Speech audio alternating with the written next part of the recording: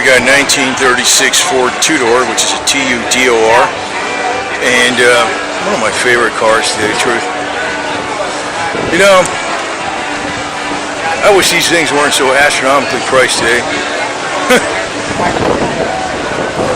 It's like you're not going to go find one of these in a junkyard that's like fairly rust-free that just needs an engine and trans, you know?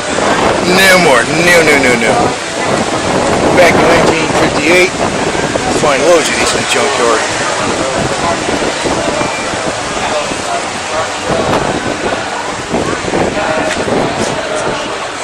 I guess way back when, if you had a 5-gallon container of chassis saver, a bunch of wands that can get in behind everything and just drench the hell out of it on the inside of the frame, inside of the quarter panels and the rocker panels and the doors. Yeah, I can care less what it looks like on the outside as long as it don't rust. Damn it.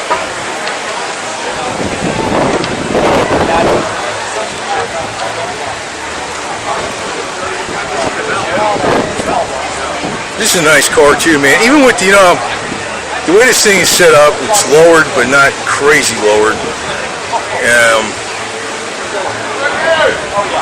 It's got custom touches to it, but it's not overdone. It looks good just in that plain black like this. If that's the case. Something you could drive anywhere, you know? No, she'll have to work with you. So, that's some smooth paint too, man. The way I would paint this car is I'd get some of that flats paint and stuff that's kind of like flat color, maybe not black, but put some designs in it, maybe flames to hide the shitty bodywork.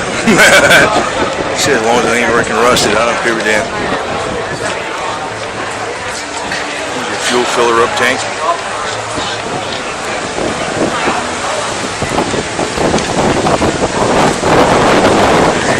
And you got a nice regular racing harness in this sucker too.